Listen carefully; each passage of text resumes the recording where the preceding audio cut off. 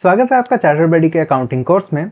Although एक practical course है पर थ्योरी भी उतनी इंपॉर्टेंट है। उसका मतलब समझना, उसकी बेसिक टर्मिनोलॉजीज को समझना, तभी हम प्रैक्टिकल काम शुरू कर सकते हैं। अगर आपका 11th 12th और बीकॉम का बेस स्ट्रॉन्ग है तो आप इस सेशन को स्किप करके सीधा प्रैक्टिकल पार्ट पे कंटिन्यू कर सकते हैं। तो आइए थ्योरी को शुरू करते हैं। अकाउंटिंग होता क्या है? अकाउंटिंग एक प्रोसेस है जिससे हम बिजनेस की सारी ट्रांजैक्शन को, बिजनेस क्या क्या करता है, बिजनेस ने सेल किया, परचेज किया, कोई खर्चा किया, किसी को पैसे दिए, किसी से पैसे मिले, इन सब का हिसाब रखना। आखिर अकाउंटिंग जरूरी क्यों है? ये हमें डिसीजन मेकिंग में हेल्प करता है कि हमारा इतना प्रॉफिट है तो हम किसी को टेक ओवर कर सकते हैं, इतना पैसा है हमारे पास तो हम ये खर्चा कर सकते हैं। अगर का प्रॉफिट कम है तो कॉस्ट कटिंग करने में ये अकाउंटिंग हेल्प करती है। लीगल रिक्वायरमेंट भी होती है। जीएसटी में, इनकम टैक्स में वो कहते हैं अपने रिकॉर्ड्स मेंटेन करो, उसकी अलग अलग लिमिट होती है, उसके बारे में भी देखेंगे। बहुत सारी ट्रांजैक्शन होती है, सबको याद रखना पॉसिबल नहीं होता है। अब भाई पूरे साल में इतनी ट्रांजैक्शन होती है, किसको कितना पैसा देना, किससे कितना पैसा लेना, सब याद रखना जरूरी तो नहीं है। जरूरी नहीं एक दो डेटर हो, क्रेडिटर हो सकता है बहुत सारे हो, तो इतना याद रखना तो पॉसिबल नहीं है। तो उस कारण से भी अकाउंटिंग जरूरी हो जाती है। अब अकाउंटिंग करने का तरीके क्या होते हैं ये तो हमने देख लिया क्या होता है, पर तरीके क्या होते हैं, किस किस तरीके से हम अकाउंटिंग कर सकते हैं। अकाउंटिंग के मेनली दो तरीके होते हैं, डबल एंट्री सिस्टम और single entry system. Double entry system ही मेनली फॉलो होता है।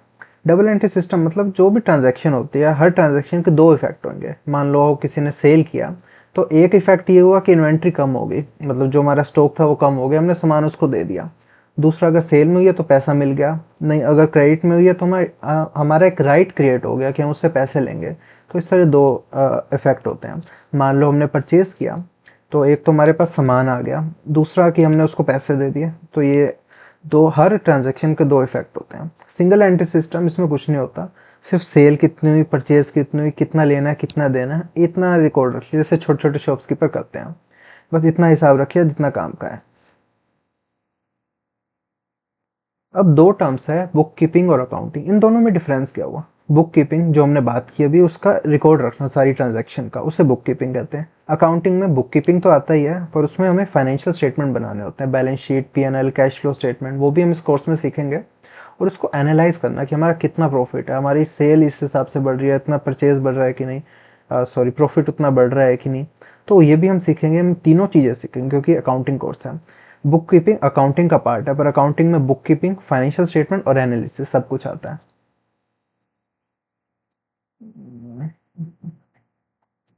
अब कुछ बेसिक टर्मिनोलॉजीज देख लेते हैं कि क्या, किसको क्या बोलते हैं। अकाउंट, अकाउंट या लेजर वो होता है जहाँ हम सारे ट्रांजैक्शन मेंटेन करते हैं। जैसे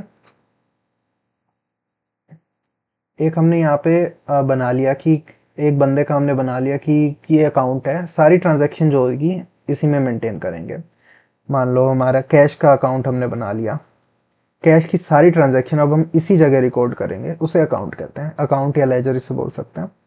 capital, amount invested by owner in own business, मतलब जब हमने बिजनेस स्टार्ट किया या बिजनेस स्टार्ट करने के बाद उसके मालिक ने, जो बिजनेस का मालिक है, उसने कितने पैसे डाले।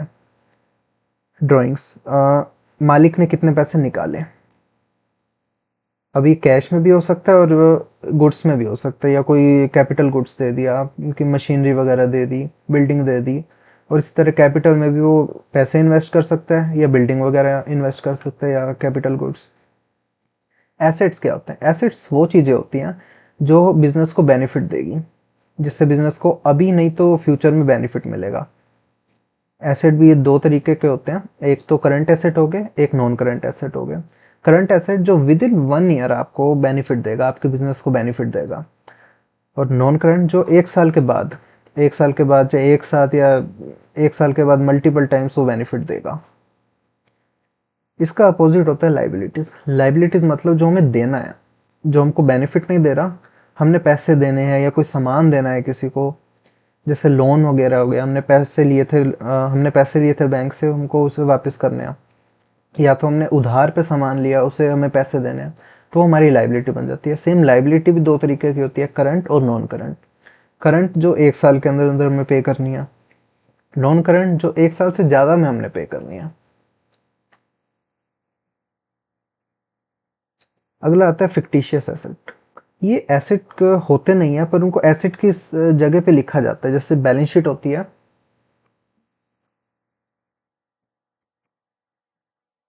जैसे ये बैलेंस शीट होती है टी फॉर्मेट में, अगर हम देखें तो इस तरफ जो हमारे आते हैं एसेट और इस साइड आती है लाइबिलिटी,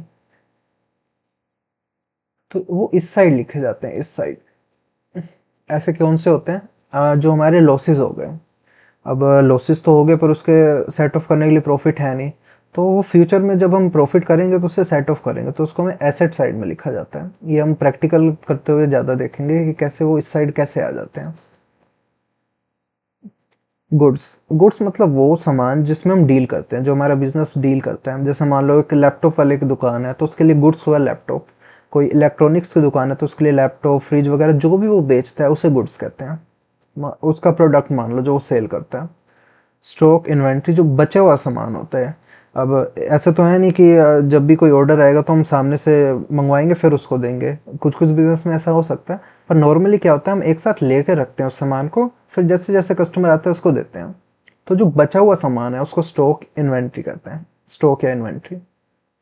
डेटर, ऐसा पर्सन जिससे हमने पैसे लेने हैं, उसको हमने उधार पे सामान दिया होगा और उससे हमें पैसे मिलेंगे, इन फ्यूचर मिलेंगे। क्रेडिटर, इसका उल्टा, हमने उधार पे सामान लिया था, हमने उसको पैसे देने हैं। बैड डेट, हमने उसको उधार पे सामान दिया पर उससे पैसे मिलेंगे ही नहीं क्योंकि वो दिवालिया हो गया।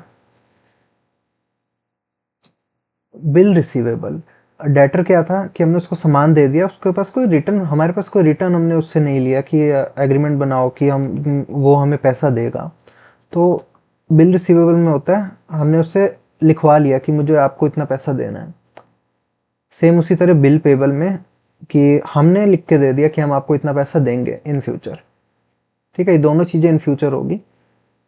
Trade receivable, debtor plus bill receivable. एक तो बिना लिखा पढ़ी के हमने ऐसे ही दे दिया, मिलेंगे पैसे, उससे भी मिलेंगे। और बिल रिसीवेबल हमने उससे लिखवा लिया कि वो हमें पैसे देगा, तो इन दोनों का सम टोटल होता है ट्रेड रिसीवेबल। और सेम इसका अपोजिट ट्रेड पेबल, जो ऐसे कोई लिखा पढ़ी नहीं हुई, हमने लिख के नहीं दिया कि हम देंगे, ऑल्दो पैसे इसमें भी देने हैं क्रेडिटर में। और बिल पेबल, इन दोनों का सम टोटल होता है ट्रेड पेबल।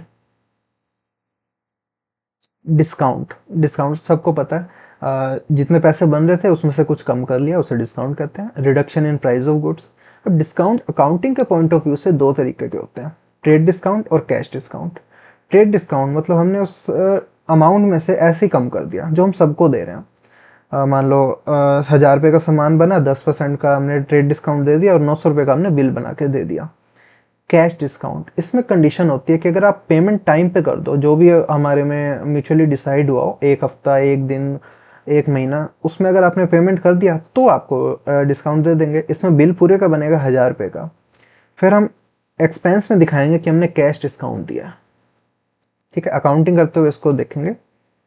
डेप्रिसिएशन, अकाउंट्स में क्या होता है, अगर जो हमारा रोजमर्रा के खर्चे होते हैं उसका तो हमें अलाउंस मिल जाता है, उसमें सेल में से माइनस करके उसमें से प्रॉफिट आता है। पर कैपिटल गुड्स में ऐसा नहीं होता। जो भी मशीनरी वगैरह होगी जो कभी कभार खरीदते हैं, तो उसमें क्या करते हैं हम लाइव देख लेते हैं कि इतना ये चलेगा। जैसे कोई लैपटॉप है तो 5-6 साल ये चलेगा, तो 5-6 साल उसके कॉस्ट को 5-6 साल से डिवाइड कर देते हैं, जितना भी हमारा जजमेंट होता है कि इतने साल ये डिवाइस चलेगा, उससे डिवाइड करते हैं। और वो जो खर्चा आता है ना, हर साल वो अलाउ करते चलते हैं, उसे डेप्रिसिएशन कहते हैं।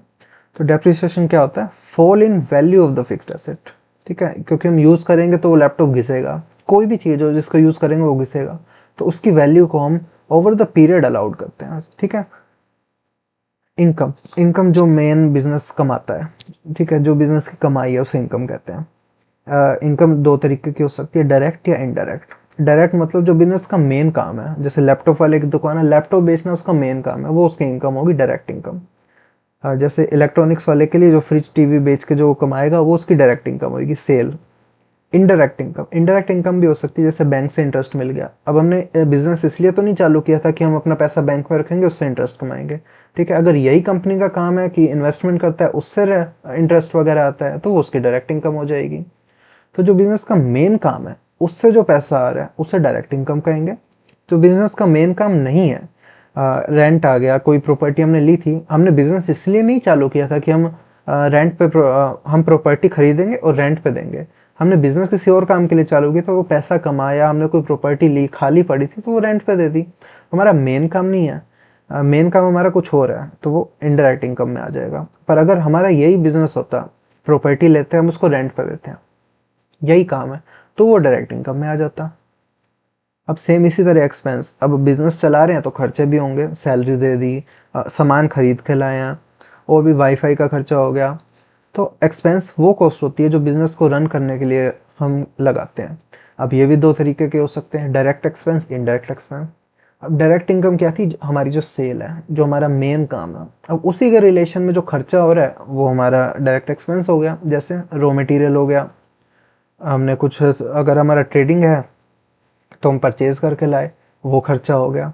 उसी के रिगार्डिंग जो परचेज है, जो हमारा मेन काम है, जो गुड्स हम लाए हैं, उसके लिए फ्रेट का खर्चा होगा। फ्रेट मतलब कुरियर वगैरह, ट्रांसपोर्टेशन का। इनडायरेक्ट हमारा हो गया सैलरी हो गया, एडवर्टीजमेंट हो गया, रेंट हम देते हैं।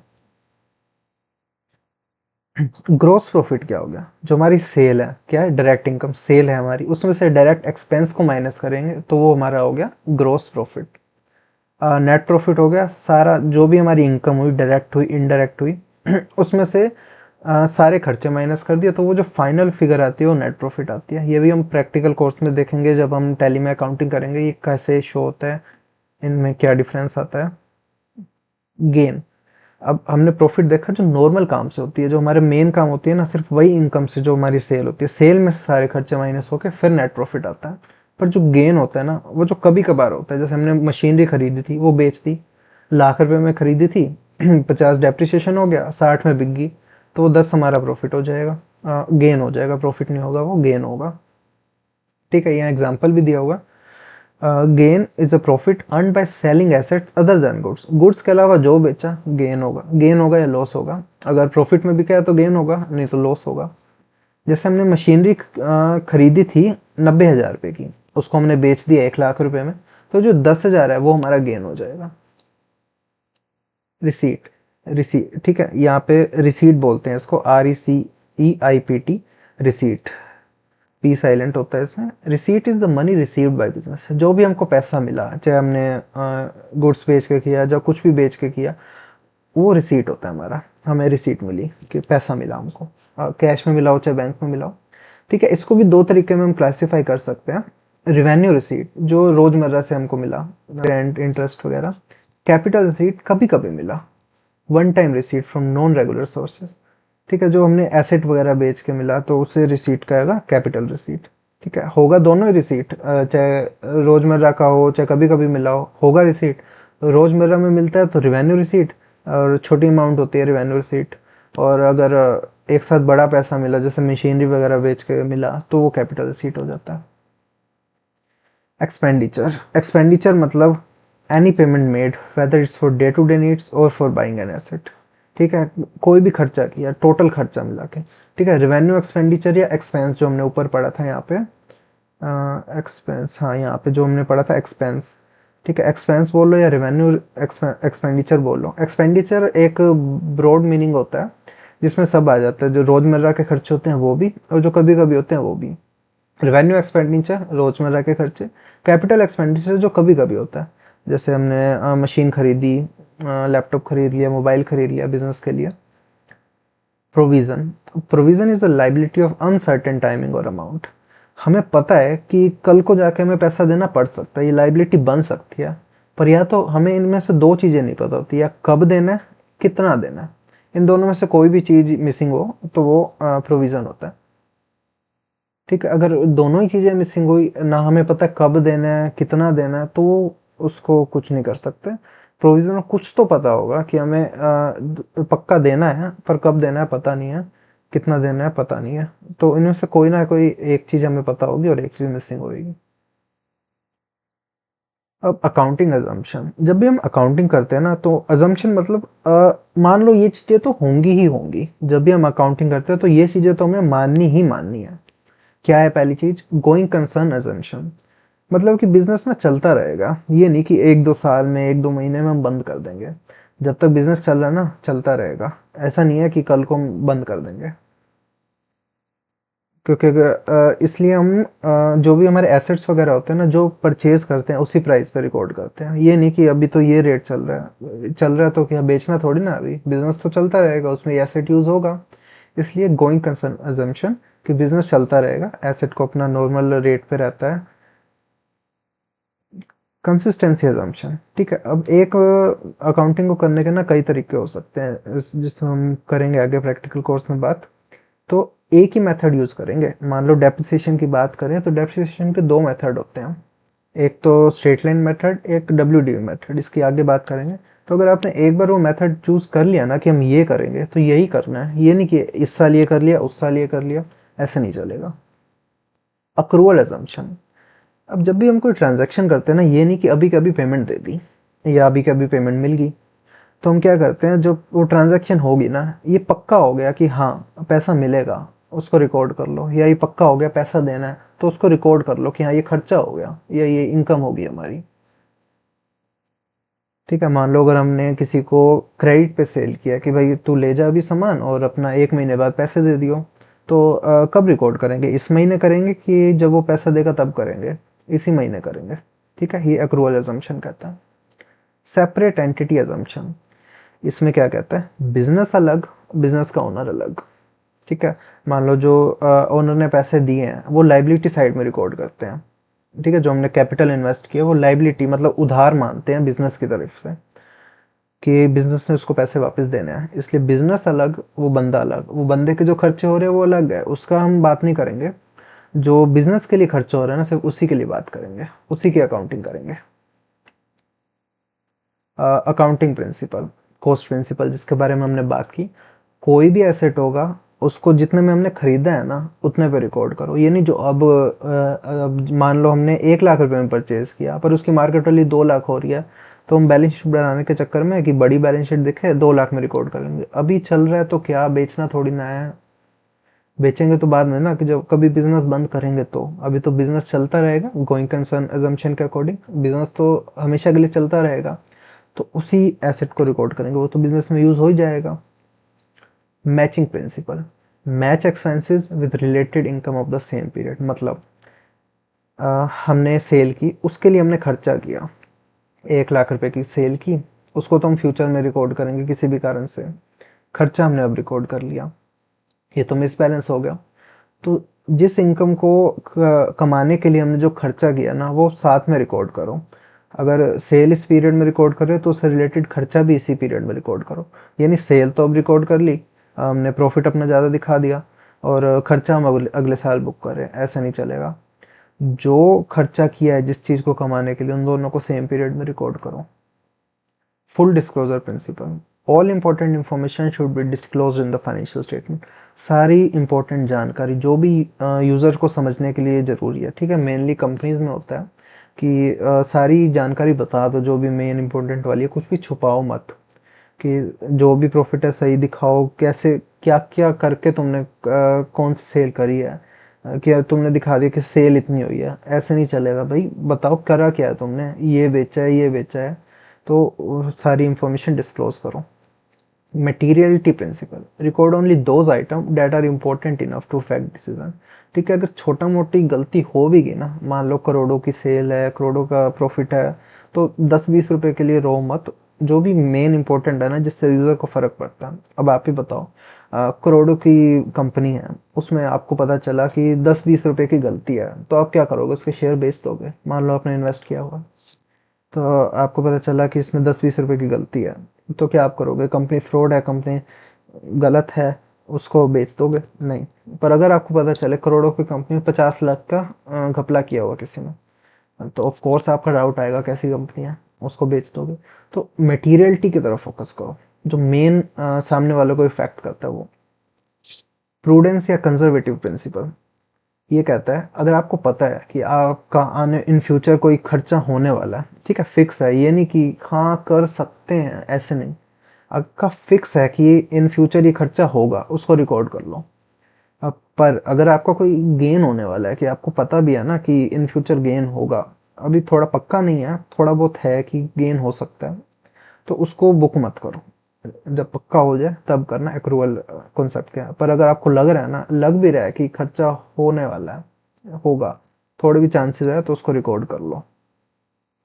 ड्यूअल एस्पेक्ट प्रिंसिपल, यही कि एक ट्रांजैक्शन के दो इफेक्ट होंगे, एक डेबिट होता है, एक क्रेडिट होता है, ठीक है। अकाउंटिंग में ऐसे नहीं लिखते कि हम इसको इतने रुपए का सेल किया। जर्नल एंट्री होती है कि एक अकाउंट डेबिट होगा, एक अकाउंट क्रेडिट होगा, ठीक है। तो कैसे डेबिट होगा, कैसे क्रेडिट होगा, कौन सा अकाउंट डेबिट करना है, कौन सा अकाउंट क्रेडिट करना है, इसको समझने के दो अप्रोच है, एक ट्रेडिशनल अप्रोच है और एक मॉडर्न अप्रोच है। पहले ट्रेडिशनल वाला देखते हैं। इसमें क्या कहते हैं, जो भी हुआ है ना उसको तीन अकाउंट में बांट दो, तीन टाइप के अकाउंट में बांट दो। Personal account, real account, nominal account. Personal account मतलब बंदे का या कंपनी का या बिजनेस का, ठीक है। किसी को सेल किया तो वो डेटर हो गया, वो क्रेडिटर हो गया, तो उसके में बांट दो। रियल अकाउंट मतलब कैश वगैरह हो गया, बैंक वगैरह हो गया, जो हमारे एसेट वगैरह हो गए ना उसको। नॉमिनल अकाउंट हमारे खर्चे हो गए, इनकम होगी, उसका अकाउंट। अब मान लो जैसे इसके रूल्स पढ़ लेते हैं पहले। जो पर्सनल अकाउंट है ना उसमें क्या करो, debit the receiver, credit the giver. जिसको सामान मिल रहा है उसको डेबिट कर दो, ठीक है। ये कंफ्यूजिंग है, इसके बाद मॉडर्न अप्रोच पढ़ाऊंगा, वो बिल्कुल आपको क्लियर समझ आ जाएगा, पर ये भी है तो इसको पढ़ लेते हैं। जिसको वो सामान मिल रहा है उसको डेबिट कर दो, जो दे रहा है उसको क्रेडिट कर दो। रियल अकाउंट, जो आ रहा है उसको डेबिट कर दो, जो जा रहा है उसको क्रेडिट कर दो। नॉमिनल अकाउंट, खर्चों को डेबिट कर दो, इनकम को क्रेडिट कर दो। चलो एग्जांपल से समझते हैं। सेल करी हमने 1 लाख रुपए की, क्रेडिट पे करी, मान लो सामने वाले का नाम राम है, तो राम का क्या होगा, एक तो इफेक्ट पड़ा राम पे, एक पड़ा स्टॉक पे। राम कौन से अकाउंट में क्लासीफाई होगा, पर्सनल अकाउंट में, ठीक है। तो debit the receiver, credit the giver. Stock किसको मिल रहा है, राम को, debit the receiver, Ram receiver हो गया, उसको डेबिट कर दो। दूसरा अकाउंट कौन सा है, स्टॉक। स्टॉक किस में आएगा, रियल अकाउंट, क्योंकि स्टॉक हमारा एसेट होता है, रियल अकाउंट में उसको डाल देंगे, तो वो हो जाएगा debit what comes in, credit what goes out. Stock जा रहा है बाहर तो उसको क्रेडिट कर देंगे, ठीक है। Ram debit, stock credit. पिछली वीडियो में हमने देखा था कैसे ट्रेडिशनल अप्रोच वर्क करती है और काफ़ी डिफिकल्ट थी, पर मॉडर्न अप्रोच काफ़ी सिंपल और ईजी है। इसमें क्या होता है, जब भी कोई ट्रांजैक्शन होती है उसमें कोई एसेट, लाइबिलिटी, इनकम और एक्सपेंस हमें आइडेंटिफाई करने हैं। अगर एसेट होता है, एसेट हमारे पास आ रहा है मतलब इंक्रीज हो रहा है, तो उसको डेबिट कर देंगे। पर अगर एसेट जा रहा है, मान लो हमने सेल कर दिया, तो उसे क्रेडिट कर देंगे। और लाइबिलिटी ठीक इससे उल्टी है, अगर लाइबिलिटी हमारी कम हो रही है तो उसको डेबिट कर देंगे। लाइबिलिटी बढ़ रही है, मान लो हमने क्रेडिट पे सेल किया है, सॉरी क्रेडिट पे परचेज किया है, तो लाइबिलिटी हमारी इंक्रीज हो रही है, उसको हम क्रेडिट कर देंगे। और अगर कोई इनकम हो रही है तो उसको क्रेडिट कर देंगे, और एक्सपेंस हो रहा है उसको डेबिट कर देंगे। चलिए इसको एग्जाम्पल के थ्रू समझते हैं। एसेट परचेज फॉर कैश, इसमें क्या दो चीज़ें हुई हैं, एक तो हमारे पास एसेट आया है, कैश गया है। तो एसेट आया है, एसेट हमारे पास इंक्रीज हो रहा है, हमारे पास एसेट आ रहा है तो उसको डेबिट करेंगे। कैश जा रहा है, कैश भी हमारा एसेट है, करंट एसेट है, कैश जा रहा है, एसेट जा रहा है तो उसको क्रेडिट कर देंगे। Asset debit to cash. Sale on credit, इसमें क्या चीज़ हो रही है, इन्वेंट्री हमारे पास जा रही है और डेटर हमारा आ रहा है। तो इन्वेंट्री हमारा एसेट है, एसेट जा रहा है तो एसेट क्रेडिट हो जाएगा, और डेटर हमारा बढ़ रहा है, एसेट हमारा बढ़ रहा है तो डेटर डेबिट हो जाएगा। Advertisement expense incurred in cash, इसमें क्या हो रहा है, सर्विस हमको मिल रही है, एक्सपेंस हमारा हो रहा है, और कैश हमारा जा रहा है, तो सर्विस एक्सपेंस हुआ है, एक्सपेंस डेबिट और cash credit. Purchase in cash, इसमें क्या हो रहा है, सामान आ रहा है, गुड्स आ रहे हैं, मतलब एसेट हमारा इंक्रीज हो रहा है, गुड्स डेबिट और कैश जा रहा है, cash credit. Sold asset in cash, asset हमारा जा रहा है, कैश हमारे पास आ रहा है। एसेट जा रहा है तो क्रेडिट हो जाएगा, कैश आ रहा है तो कैश डेबिट हो जाएगा। इन्वेस्टेड कैश इन बिजनेस, अब इसमें हमें बिजनेस के पॉइंट ऑफ व्यू से समझना है, क्योंकि बिजनेस अलग, बिजनेस ओनर अलग। कैश आ रहा है, कैश डेबिट। अब इसके अगेंस्ट हम क्या खड़ा करेंगे, लोन, नहीं लोन तो नहीं है ये कैपिटल है, amount invested by owner in the business, तो ये कैपिटल होगा। तो cash debit to capital. Next है टेकन लोन। अब इसमें क्या होगा, लोन में भी पैसा हमारे पास आता है, ठीक है, तो कैश या बैंक डेबिट हो जाएगा, और जो लोन है वो क्रेडिट हो जाएगा, क्योंकि लोन हमें वापस करना है, तो वो लाइबिलिटी है, लाइबिलिटी बढ़ रही है मतलब वो क्रेडिट हो जाएगी। Purchase share of X Y Z limited, अब जब हम शेयर खरीदते हैं उसे एसेट मानते हैं, क्योंकि कल को हम बेच के उससे पैसे ले सकते हैं, डिविडेंड आएगा तो उससे भी हमको बेनिफिट मिलेगा। तो X Y Z limited shares debit to, bank से ही होती है नॉर्मली ट्रांजैक्शन, तो बैंक क्रेडिट हो जाएगा। गुड्स डिस्ट्रॉयड बाय फायर, इससे क्या हो रहा है, गुड्स हमारे जा रहे हैं और अब अगर इंश्योरेंस कंपनी से पैसा आ रहा है तो हम उसके अगेंस्ट कर लेंगे कि कैश या बैंक डेबिट टू स्टॉक। पर अगर नहीं जा रहा है तो ये पूरा का पूरा हमारा नुकसान हो गया, नुकसान एक टाइप का खर्चा हो गया। तो loss on fire to inventory, insurance claim received, interest income received, हमने बैंक में कोई पैसे एफडी करी या सेविंग में पड़ा था, उस पे इंटरेस्ट मिला, तो पैसा आ रहा है, एसेट हमारा आ रहा है, तो bank debit to interest income, क्योंकि इनकम है, इनकम क्रेडिट करेंगे। इंटरेस्ट ऑन लोन पेड, ये एक टाइप का खर्चा है और अभी हमने क्या बढ़ा था, खर्चा हमें डेबिट करना है, तो interest on loan debit to, अब बैंक से कर रहे हैं तो बैंक क्रेडिट, नहीं तो कैश से कर रहे हैं तो कैश क्रेडिट, क्योंकि बैंक या कैश कम हो रहा है, एसेट हमारा कम हो रहा है, एसेट जा रहा है तो वो क्रेडिट कर देंगे। इंटरेस्ट ऑन लोन अक्रूड, वही अक्रूवल प्रिंसिपल, सेम एंट्री होगी जो हमने अभी देखा।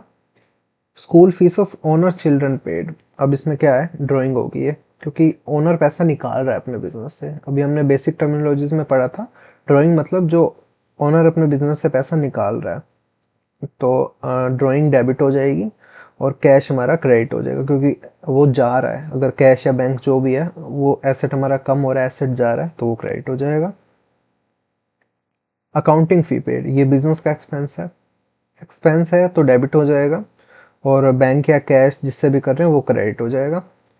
Salary to employees, salary to employees खर्चा है, salary, salary debit to cash या बैंक जिससे भी हम पेमेंट कर रहे हैं वो क्रेडिट हो जाएगा, क्योंकि वो एसेट हमारा जा रहा है, कैश गया एम्प्लॉयज़ के पास, बिजनेस से गया एम्प्लॉयज़ के पास।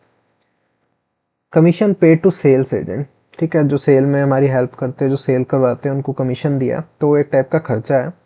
कमीशन डेबिट टू कैश या बैंक जिससे भी जा रहा है, एसेट जा रहा है तो क्रेडिट। सेल इन कैश, इसमें क्या हो रहा है, कैश आ रहा है, सामान जा रहा है, जो भी हमारे गुड्स है वो जा रहे हैं, तो कैश आ रहा है तो कैश डेबिट, कैश बढ़ रहा है, एसेट हमारा बढ़ रहा है, cash debit to inventory.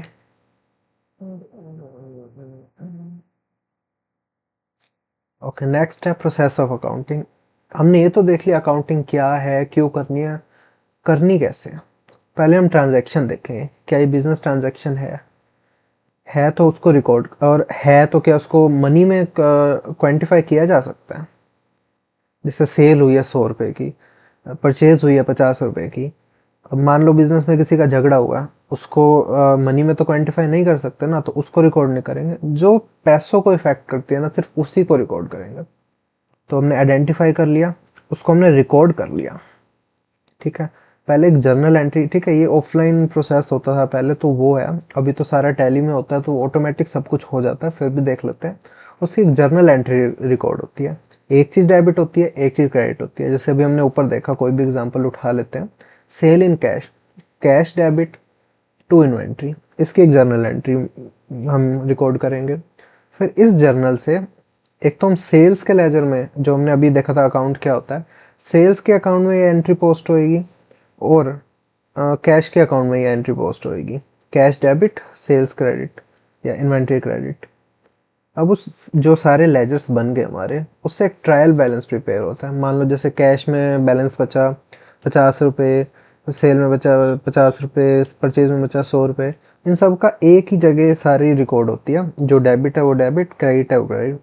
Trial balance हमेशा मैच होगा, मैच है तो ही सब काम ठीक हुआ है, मैच नहीं है तो कोई एरर है, उसको चेक करना होगा, ठीक है। अब टैली में तो ये सब ऑटोमेटिक हो जाता है, तो इतना कुछ करने की ज़रूरत नहीं होती, ये ऑफलाइन प्रोसेस है जो पहले होता था। ट्रायल बैलेंस के बाद balance sheet, PNL, cash flow statement बन जाती है, ठीक है, इतना काम का नहीं था ये। अब टाइप्स ऑफ बिजनेस एंटिटी, वैसे तो अकाउंटिंग सेम ही होती है, कॉर्पोरेट का थोड़ा सा, मतलब कंपनी का थोड़ा सा ज़्यादा काम होता है, बाकी ओवरऑल सब सेम ही होता है। फिर भी एक बार हम टाइप्स ऑफ बिजनेस एंटिटी देखेंगे कि क्या किस किस फॉर्म में एक पर्सन बिजनेस कर सकता है।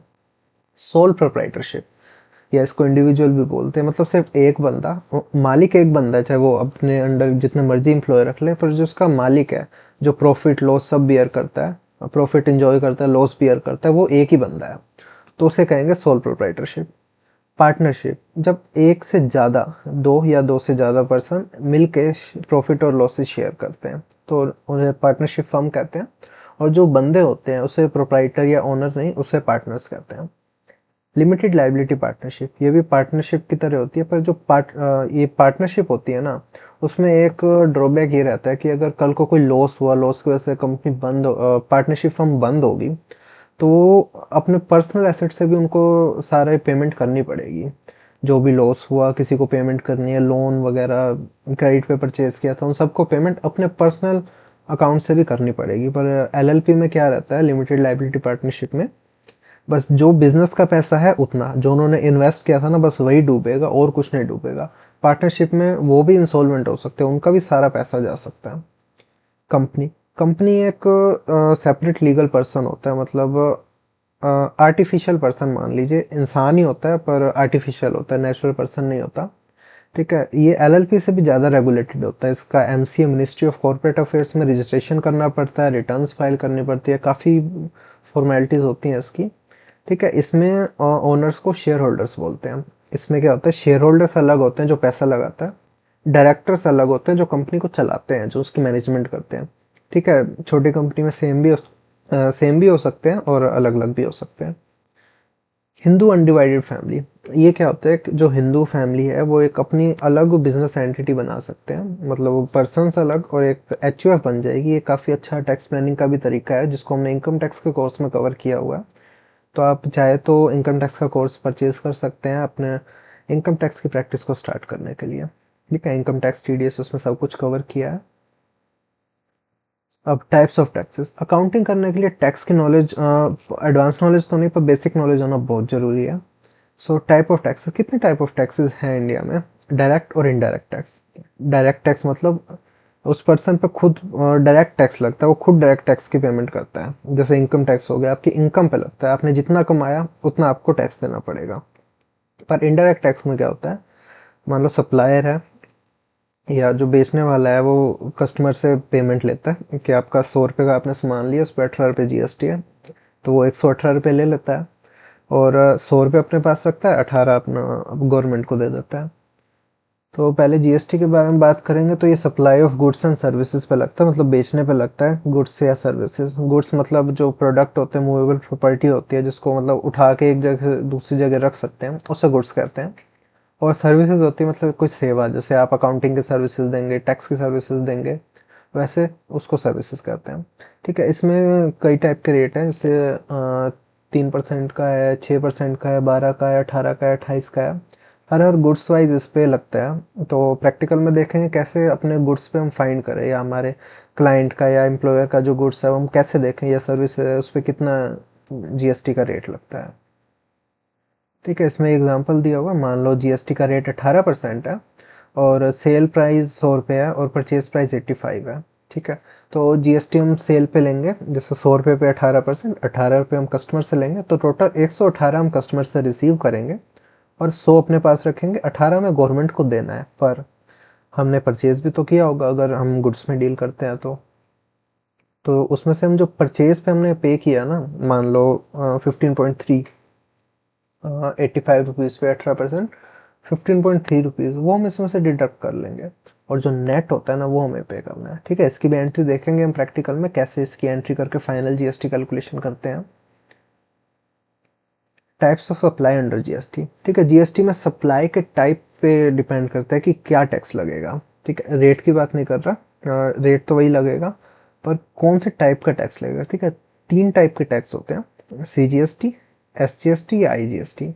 मान लो अगर सप्लायर और कस्टमर एक ही स्टेट में है तो लगेगा सीजीएसटी और एसजीएसटी। ठीक है, एग्जाम्पल से देखते हैं।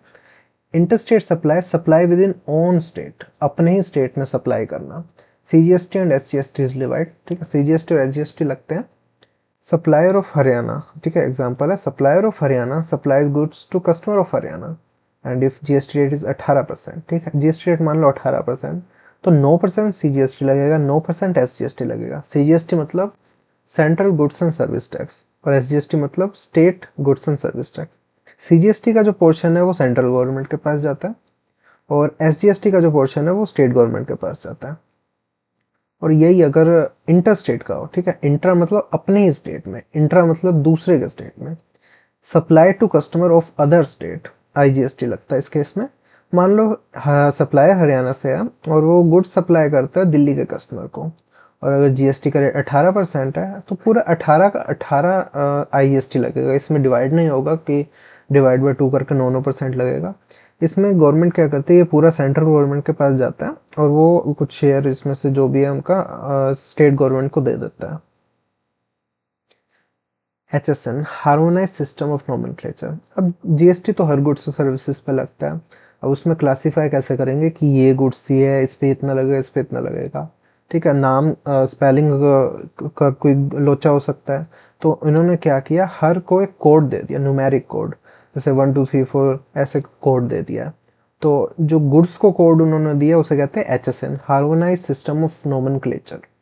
पर जो सर्विसेज को दिया है वो है SAC सर्विसेज अकाउंटिंग कोड, ठीक है। ये B2B सप्लाई, ठीक है, इसके बारे में और पढ़ेंगे HSN क्यों। पहले हम ये देख लेते हैं B2B सप्लाई और B2C सप्लाई क्या होता है। B2B supply where sale is made to person registered under GST, मतलब आपके पास भी GST है, सामने वाले के पास भी GST है।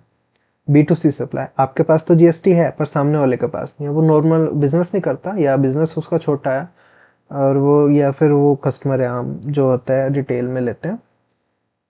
अगर आपका टर्नओवर पिछले साल में 5 करोड़ से ज़्यादा है तो 6 डिजिट का HSN मैंडेटरी आपको इन्वॉइसेस पे मेंशन करना। HSN के 2 टाइप है, 4 डिजिट और 6 डिजिट, ठीक है। 6 डिजिट वाला थोड़ा और डिटेल में क्लासीफाई करता है, 4 डिजिट थोड़ा ओवरव्यू से ऊपर ऊपर से क्लासीफाई करता है। तो अगर आपका टर्नओवर 5 करोड़ से ज़्यादा है तो 6 डिजिट का HSN आपको मैंडेटरी, आपको अकाउंटिंग करनी पड़ेगी, क्योंकि यही HSN GST रिटर्न्स में भी जाएगा। तो आपको ये ज़रूर मेक श्योर करना है कि आपका क्लाइंट या आपका एम्प्लॉयर 6 डिजिट का HSN मेंशन कर रहा हो इन्वॉइसेस पे, अगर उसका टर्नओवर पिछले साल 5 करोड़ से ज़्यादा है। और अगर 5 करोड़ से ज़्यादा नहीं है, मतलब 5 करोड़ तक है, तो फिर 4 डिजिट HSN डालो, और वो भी सिर्फ B2B सप्लाईज पे। B2C पे करना है वो आपकी मर्जी है, 6 डिजिट करना है आपकी मर्जी है। पर अगर 5 करोड़ तक है तो 4 डिजिट का HSN मैंडेटरी है B2B सप्लाईज पे। अब नेक्स्ट कॉन्सेप्ट है GST का ई इनवॉइसिंग। ई इनवॉइसिंग क्या होता है, क्या डिजिटल इनवॉइसिंग नहीं, वो तो होती है टैली पे, डिजिटली होता है, सब कुछ इलेक्ट्रॉनिकली होता है। पर ई इनवॉइसिंग क्या कहता है, सरकार क्या कहती है, अगर आपने B2B सप्लाई किया, आपके पास भी GST है, सामने वाले के पास भी GST है, तो भाई हमको ना उसी टाइम इनवॉइस बनाते ही मेरे को मतलब इनवॉइस बनाने के कुछ टाइम में बता दो कि आपने सप्लाई किया, साथ के साथ उनको बता दो B2B सप्लाईज, ठीक है। ये भी हम देखेंगे, टैली से जनरेट हो जाता है कैसे ई इनवॉइस बनाते हैं। तो अगर आपका टर्नओवर 5 करोड़ से एक्सीड करता है किसी भी ईयर, FY 17-18 से, जब से GST आया 17-18, ठीक है, HSN में था पिछले साल, पर ई इनवॉइस में है 17-18 से। अगर इंक्रीज हो जाता है भाई, साथ के साथ बता दो कि हमने ये B2B सप्लाईज करी है। नेक्स्ट कॉन्सेप्ट है ई वे बिल। ई वे बिल क्या होता है, ये B2B B2C दोनों पे सप्लाई पे एप्लीकेबल होता है, गुड्स पे एप्लीकेबल होता है। ये क्या कहता है कि आपने कुछ सप्लाई किया, आपका अब सामान मूव हो रहा है, यहाँ से आपके प्लेस से कस्टमर के प्लेस पे जा रहा है, तो भाई हमको पहले बता दो कि यहाँ से इस व्हीकल नंबर में ही जा रहा है, इस व्हीकल में ये जा रहा है। नहीं तो अगर पकड़ा गया बिना ई वे बिल के तो अच्छी खासी पेनल्टी लग जाती है। तो पहले आप हमको बता दो कि यहाँ से आपका सामान जा रहा है, इस व्हीकल नंबर में आपका सामान जा रहा है। नेक्स्ट है, if you are doing business and your turnover is more than 1 crore, ठीक है। टैक्स ऑडिट का जो पॉइंट है, टैक्स ऑडिट है जो हर साल करवानी पड़ती है। अगर आपका टर्नओवर 1 करोड़ से एक्सीड कर जाता है तो आपको टैक्स ऑडिट करवानी पड़ेगी। पर अगर आपकी कैश रिसीट, मतलब कैश में जो आपको पैसा मिला, जरूरी नहीं सेल के लिए मिला हो, किसी भी पर्पज से मिला हो, लोन के लिए मिला हो, आपने कोई एसेट बेचा उसके लिए मिला हो, किसी भी पर्पज से आपकी रिसीट जो है 1 करोड़ से एक्सीड हो गई, अगर आपकी जो कैश रिसीट है वो 5% तक है टोटल रिसीट, मान लो आपको टोटल मिले 100 रुपये, उसमें से अगर आपके 5% से ज़्यादा, मतलब 6 रुपये अगर आपको कैश में मिल गए ना, तो आप पे ये एग्जाम्पशन एप्लीकेबल नहीं होगी। पर अगर आपका डिजिटल बिजनेस है तो आपको 10 करोड़ की लिमिट है, जो हमने 1 करोड़ की बात की, 1 करोड़ से सेल बढ़ गई तो आपको टैक्स ऑडिट कराना पड़ेगा। पर अगर आपकी cash receipt and cash payment 5% है टोटल से यार, ठीक है। अगर 100 रुपये की आपने पेमेंट करी है तो उसमें से अगर 5 रुपये तक की अगर आपने कैश में किया तो चलेगा, पर अगर 5 रुपये से ज़्यादा आपने कैश में कर दी तो आपको टैक्स ऑडिट कराना पड़ेगा। 1 करोड़ से ऊपर होते, नहीं तो आपकी लिमिट 10 करोड़ हो जाती है। पर अगर यही प्रोफेशनल्स हैं, प्रोफेशनल मतलब जो सर्विस सेक्टर में डील करते हैं, तो वो 50 लाख की लिमिट उन पर रहती है, ठीक है। जो हमने 1 करोड़ की बात की 50 लाख रहती है, और ये 5% वाली उनकी उनको एप्लीकेबल नहीं होता है, ठीक है। सो ये था अकाउंटिंग के कुछ बेसिक टर्मिनोलॉजीज, ठीक है। टीडीएस का हम एंट्री के टाइम बात करेंगे, आरसीएम का भी एंट्री के टाइम ही बात करेंगे जब हम प्रैक्टिकल करेंगे। तो अब हम प्रैक्टिकल अपना स्टार्ट कर सकते हैं। नेक्स्ट वीडियो से हम देखते हैं टैली में कैसे वर्किंग करते हैं।